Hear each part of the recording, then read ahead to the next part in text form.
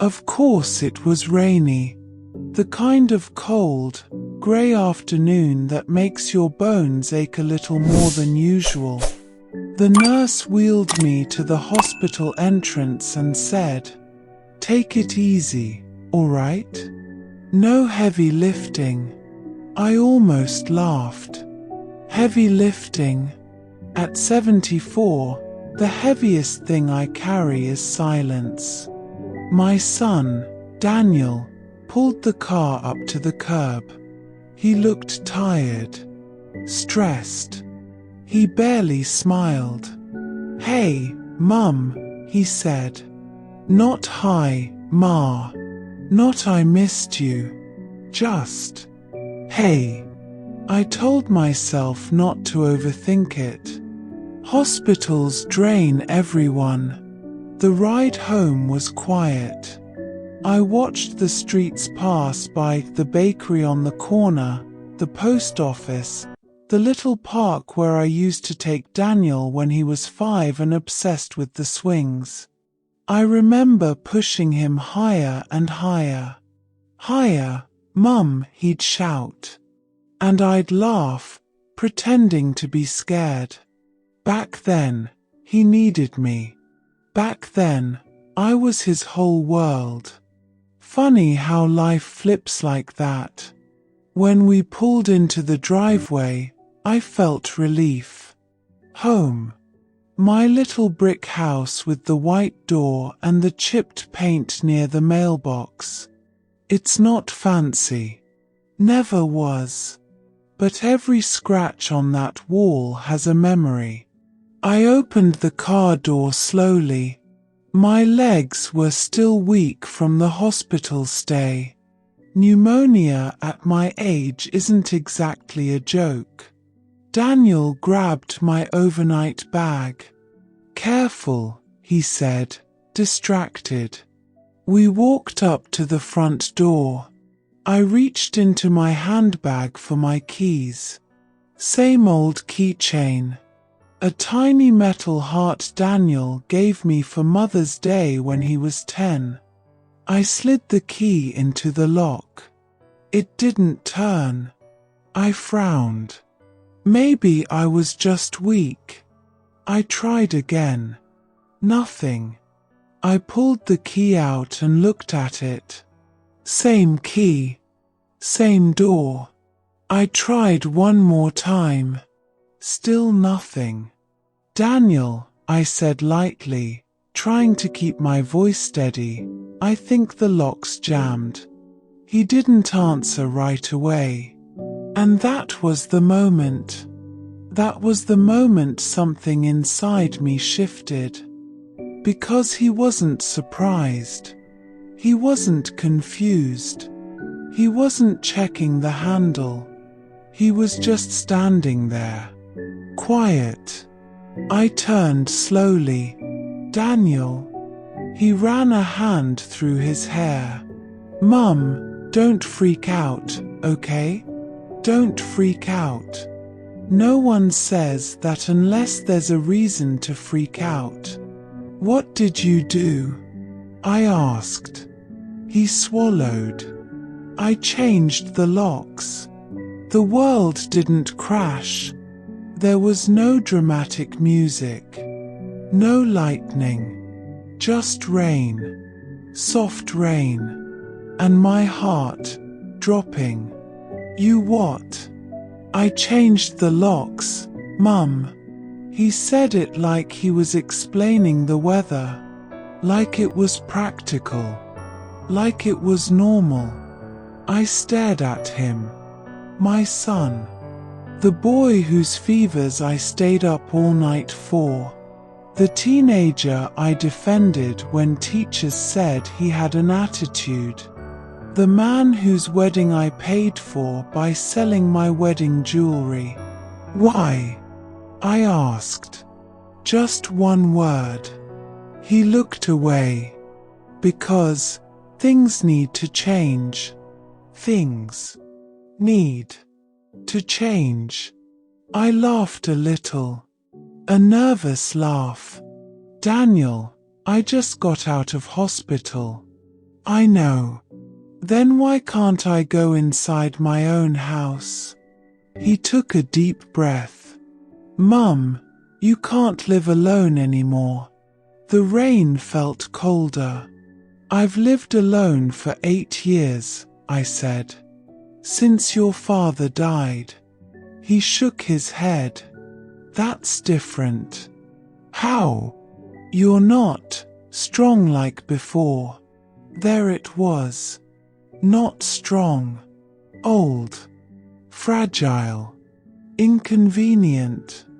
I gripped my handbag tighter. So what does that mean?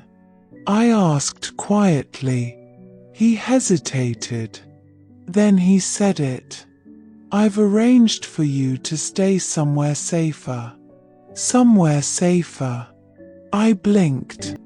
Where? A place with care. Nurses. People around. My stomach twisted. You mean a care home? It's not like that, Mum.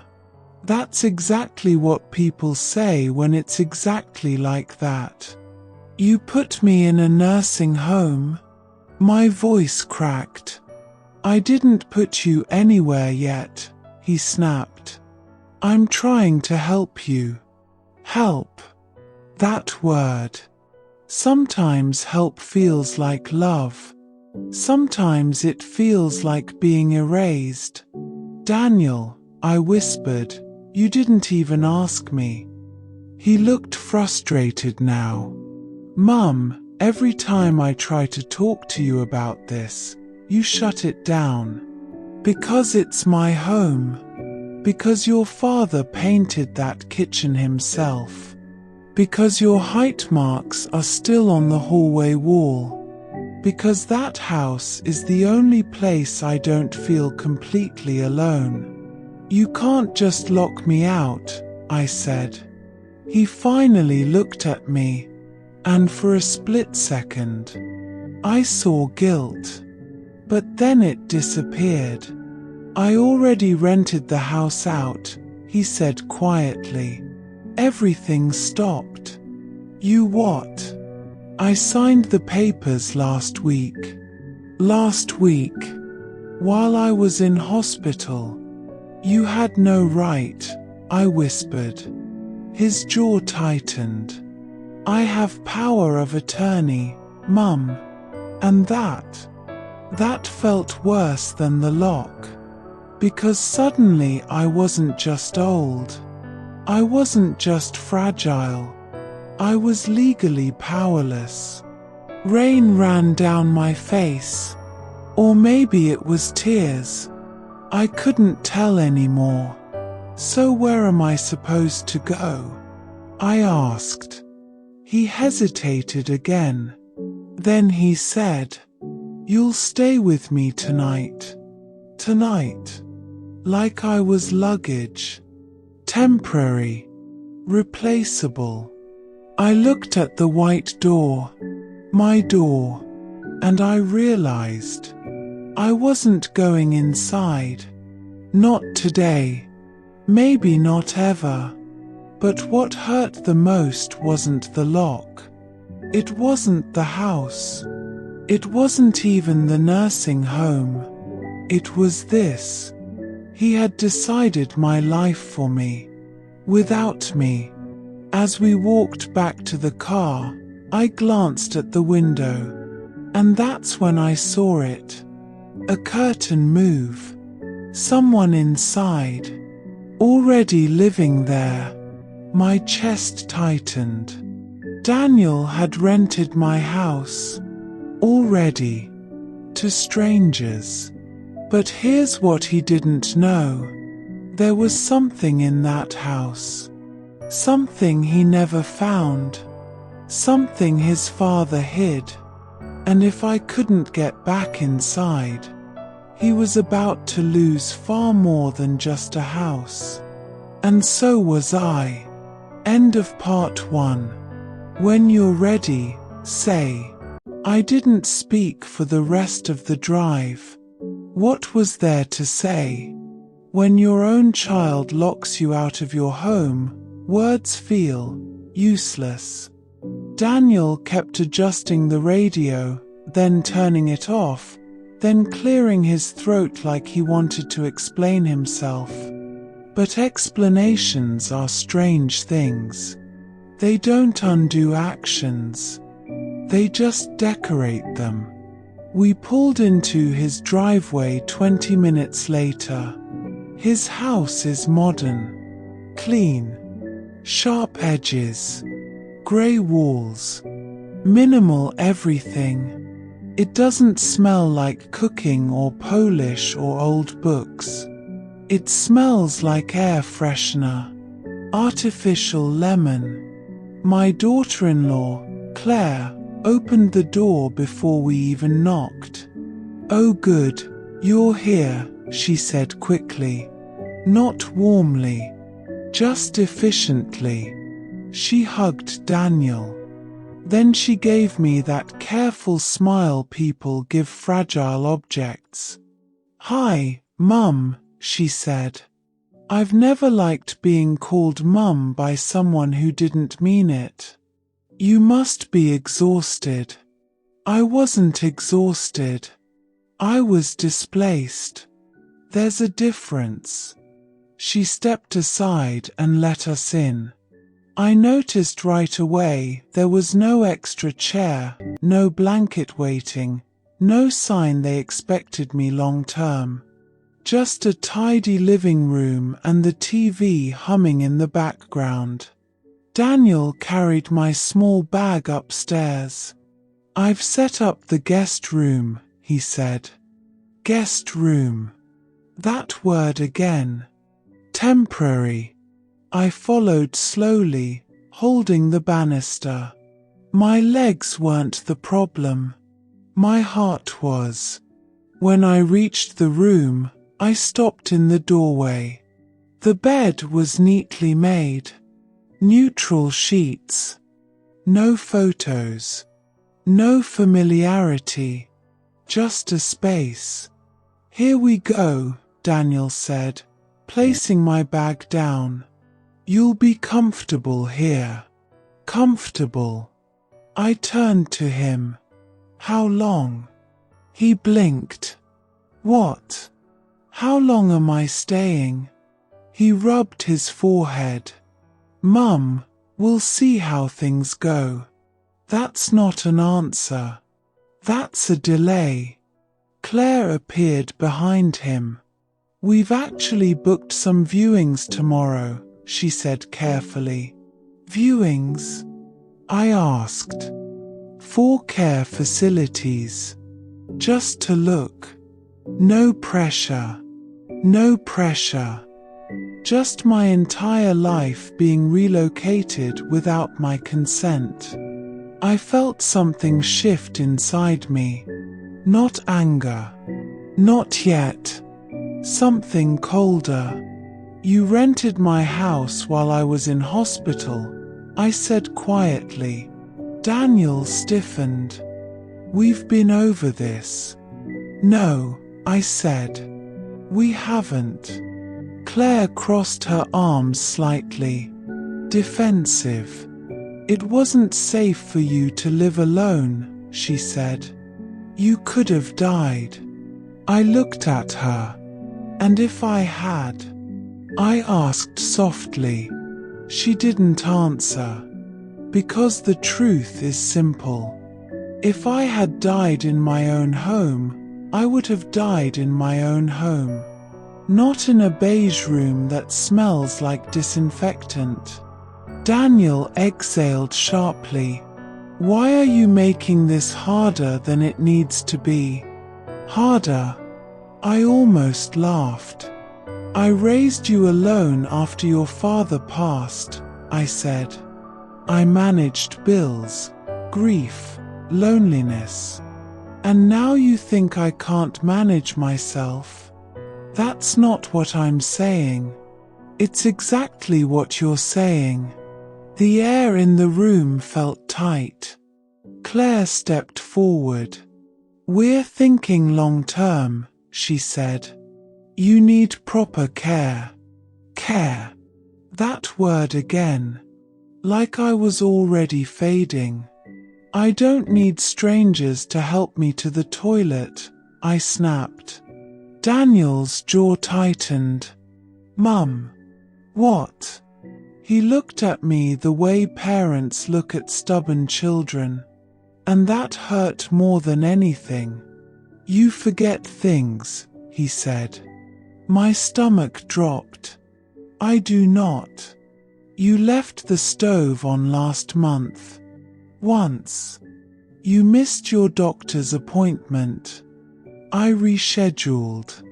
You fell in the garden. I tripped on a hose. Each example felt like evidence in a courtroom. Like he'd been building a case. Against me. You've been planning this, I whispered. He didn't deny it. And that's when I understood. This wasn't about pneumonia. This wasn't sudden. This was arranged. Discussed. Signed. Finalized. Before I even knew. I sat down on the edge of the bed. Suddenly tired. Daniel, I said softly, why didn't you talk to me? He hesitated. Then he said something that made my chest ache.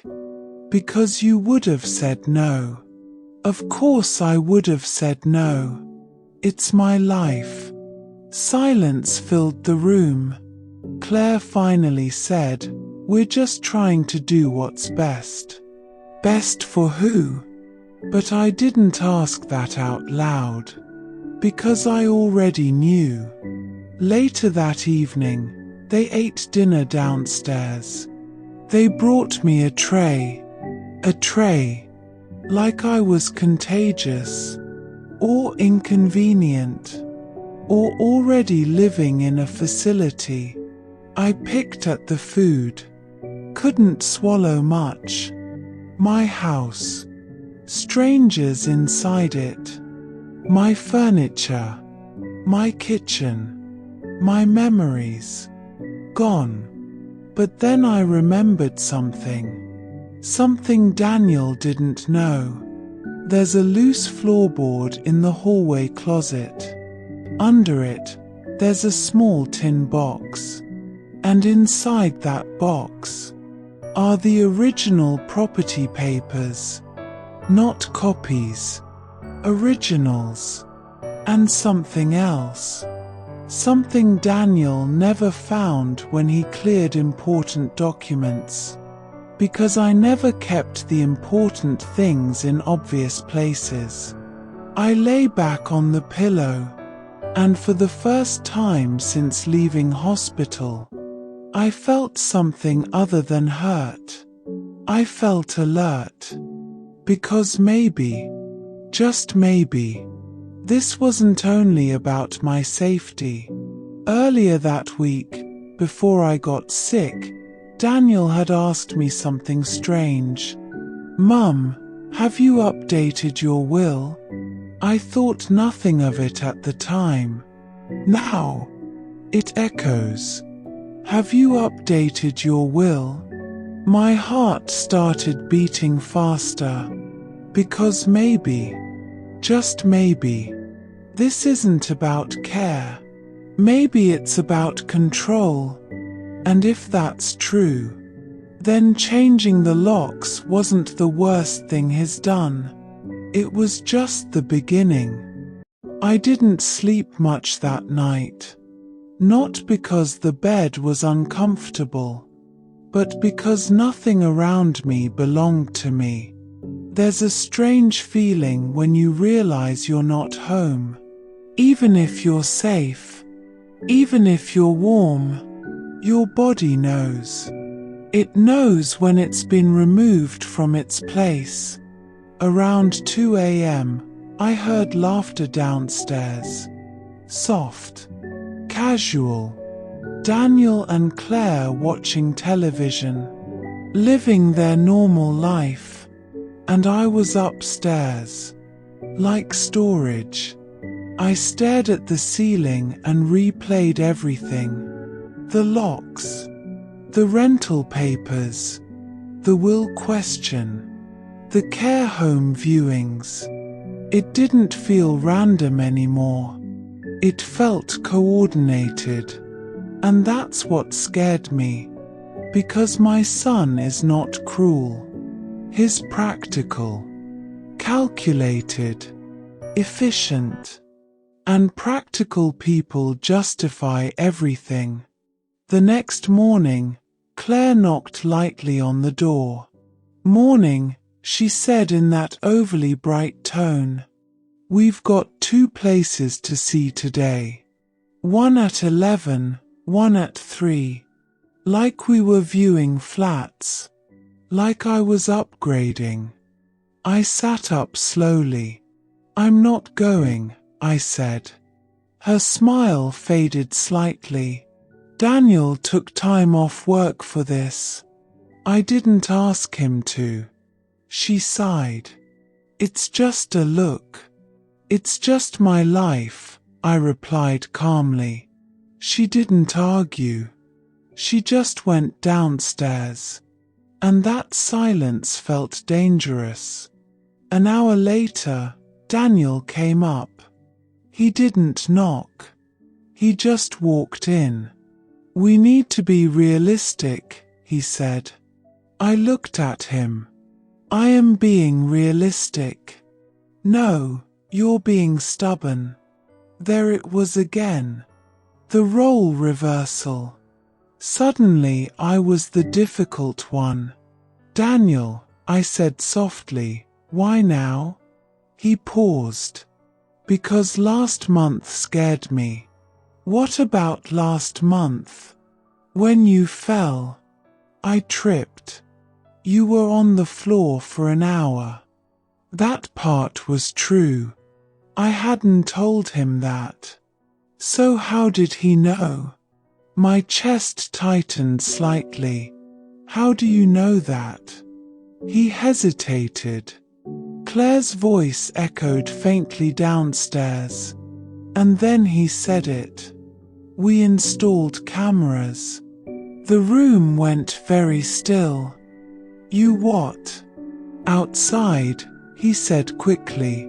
"Just outside." "For security." "For security," I repeated slowly. "And inside?"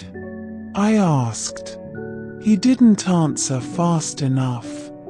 That was answer enough. "You put cameras in my house?" "They're in the hallway and kitchen. Just common areas." "Just common areas." I felt heat rise in my chest. "You were watching me." "We weren't watching you," he said defensively. "It sends alerts." Alerts. Like I was a system.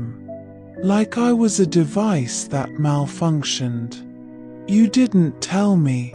You would have freaked out." He said it again. That word. Freaked. Like my reactions were irrational. Like privacy at 74 is optional. "You had no right," I whispered. "I had every right," he snapped. "I have power of attorney." That sentence again. That legal leash around my neck. I stood up slowly. "Power of attorney doesn't mean ownership," I said quietly. "It means responsibility. And I'm taking that seriously." His voice softened a little. "Mum, when you were on that floor, I saw it on my phone. You looked so small." Small. That word broke something in me. Because I had never wanted to be small. I had spent my entire life trying to be strong. For him. For myself. After his father died, I worked 2 jobs. I fixed plumbing leaks. I fought insurance companies. I didn't fall apart. And now, one fall on a wet tile, and suddenly I was fragile. I don't want to be monitored, I said. It's not monitoring. It is if I don't know about it. Silence. Then he said something quieter. Claire thinks it's time. There it was. Not I think. Claire thinks. I sat back down slowly. So this is her idea. He looked frustrated. It's not about her, but she pushed it. He didn't deny that either. And suddenly, things started connecting. Claire had always been polite, controlled, organized. She liked structure. And I was unpredictable. Old houses are messy. Old people are slower. Old people complicate clean futures. Is this about money? I asked suddenly. His head snapped up. What? My house, I said. It's paid off.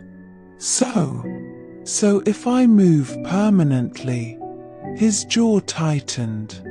That's not what this is. Then what is it? He ran a hand through his hair again. Do you think I'm trying to steal from you? I didn't answer. Because I didn't know anymore. He looked hurt. Genuinely hurt. And that made this worse. Because villains are easier to fight than confused children. Mum, he said more softly, I don't want something to happen to you. And I don't want to lose my independence, I replied. We stared at each other. Two stubborn generations. Neither willing to bend. But here's the thing he didn't know. I never signed over full control. The power of attorney papers had conditions. Specific ones. Ones he probably skimmed. And the original documents. They're not with my lawyer. They're under that loose floorboard. In that tin box. And there's a clause.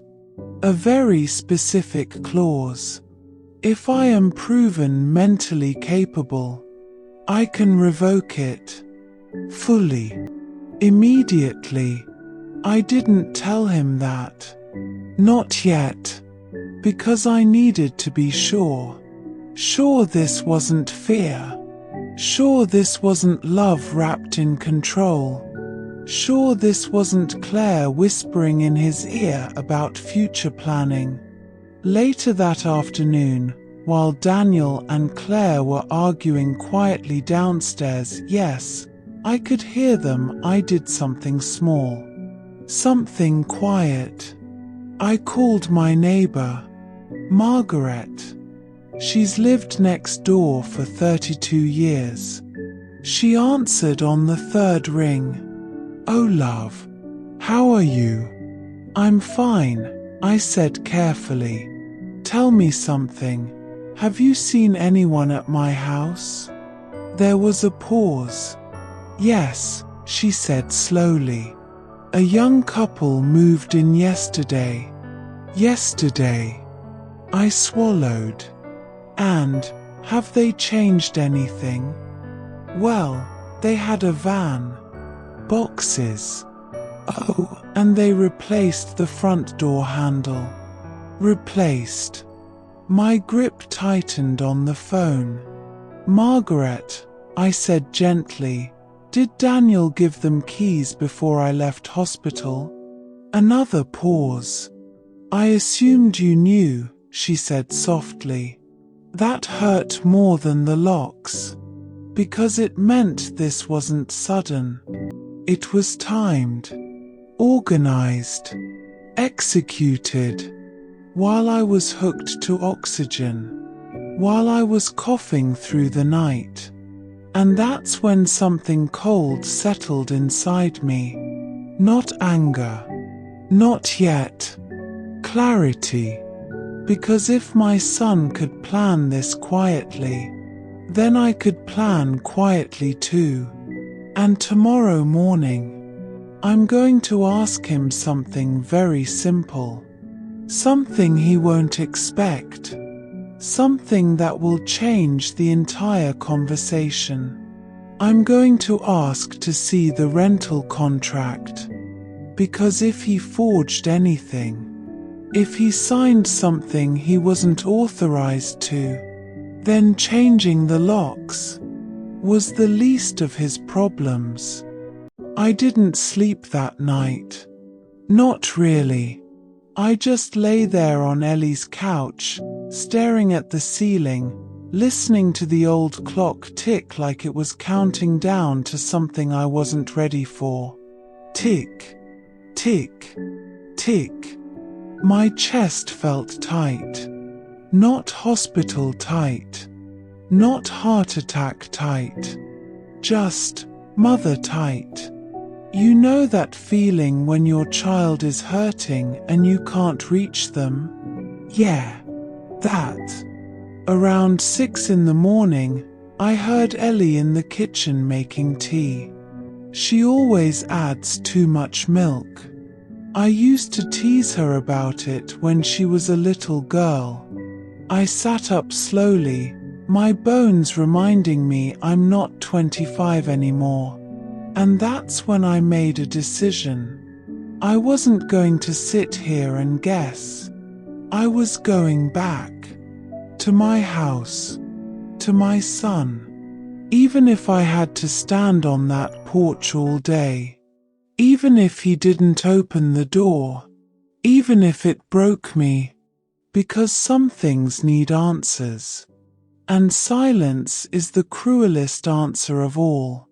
When I got there, the street looked the same. Mrs. Turner's curtains twitched, she's nosy as ever. The big oak tree still leaned slightly to the left. My roses, my babies, were blooming along the fence. But something felt off. The curtains in the living room were open.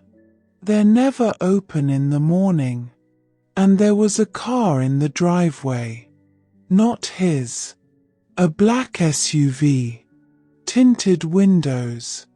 My stomach dropped. I walked up to the door again. My door. I touched it this time. Just placed my palm against the wood. Cold. Unfamiliar. Like it didn't recognize me anymore. I knocked. Soft at first. Then louder. Footsteps. Not his. A woman opened the door. Mid-30s. Blonde hair. Expensive sweater. Polite smile. And behind her, boxes. Cardboard boxes stacked in my hallway. My hallway. Hi, she said, like I was a delivery driver. Can I help you? I swallowed. I live here. Her smile froze. Oh. She glanced behind her. Then she did something that made my knees weak. She said, "We were told this house was empty. Empty. Empty. Like my life inside it was just furniture." "I'm Margaret," I said quietly. "This is my home." She stepped aside slightly, confused. "I think you need to talk to Daniel." Daniel. My son.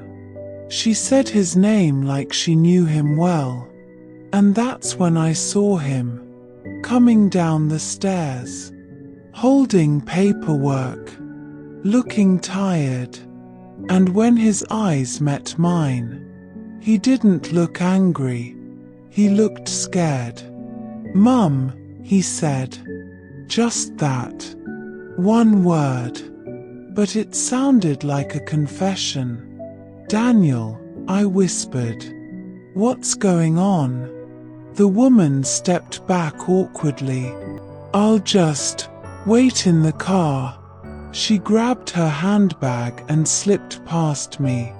So it was just us, standing in the doorway, between my past and whatever mess this was. He ran his hand through his hair like he used to do when he failed a math test in school. "I was going to tell you," he said. "When? When I figured it out." "Figured what out?" He stepped outside and closed the door behind him. "Didn't invite me in." That hurt more than I expected. "I'm drowning, Mum." His voice cracked. First time I've heard that crack since he was 16. "What do you mean?" "Debt. Mortgage. Credit cards. The business failed. I've been trying to fix it for months." Months. He was carrying this for months. And instead of talking to me, I said softly, "You changed the locks." He looked down. "I couldn't let you see me like that." "Like what?" "Human. Broken. My son." "I put the house on the market," he said finally. And there it was. The punch. The betrayal. The twist of the knife. "You what?" I thought, if I sold it, paid everything off, we could start fresh. I'd get a smaller place. You could stay with Ellie for a bit. For a bit. Like I was a spare suitcase. "Daniel," I said slowly, carefully, because my heart was racing now, "you sold my house?" "It's in my name, Mum." "Technically, yes. After his father died, we transferred it." I trusted him. I didn't think I needed protection from my own child. "I didn't want you stressing," he said. "So you made the decision for me." Tears filled his eyes. I was trying to fix it. "Oh, sweetheart. You don't fix drowning by pushing someone else under." I leaned against the porch railing. My body felt weak again. Not hospital weak. Soul weak. "You should have told me," I whispered. I was ashamed. Ashamed. I stepped closer to him. And for a second, I saw him at 5 years old. Mud on his cheeks. Crying because he broke the neighbor's window. And I told him then what I'll tell him now. Shame grows in silence. He started crying. Actually crying. Shoulders shaking. I didn't know what else to do. I reached out. Touched his face. "I'm your mother," I said. "You don't protect me by shutting me out. You protect me by letting me stand beside you." We stood there like that for a while. Two adults. Still mother and son. Still a mess. But breathing. "Is it too late?" I asked quietly. "The sale?" He nodded slowly. "Contracts are signed. They move in next week." Next week. So that's why the boxes. That's why the SUV. That's why I was standing outside my own door like a stranger. I nodded. Not because I was okay, but because I finally understood. It wasn't cruelty. It was panic. It wasn't rejection. It was fear. And fear makes people do stupid things. Even good sons. I'll fix this, he said suddenly. I'll cancel it. I don't care about the penalties. Daniel, I said gently, no. He looked shocked. No. You made a decision. Now we face it together. I took a deep breath. If the house has to go, then we say goodbye properly. He blinked. You'd come inside. I smiled sadly. Of course. I need to say goodbye to your father's chair, to my kitchen, to that awful wallpaper you hated. He gave a small laugh through tears. And finally, he stepped aside and said the words I'd been waiting for. Come in, Mum. But as I walked past him and into my house, something caught my eye. On the dining table, more paperwork. Not sale documents, medical papers, hospital bills, my name on them. Amounts circled in red. Large amounts. Larger than I imagined. And that's when I realized, maybe this wasn't just about his debt. Maybe he was trying to protect me from something I still don't fully understand. And as I picked up those papers with trembling hands, I felt another wave of truth rising. One that might hurt even more than the locked door. Because if he sold the house for me, then the real question is, what exactly is wrong with my health? And why didn't anyone tell me?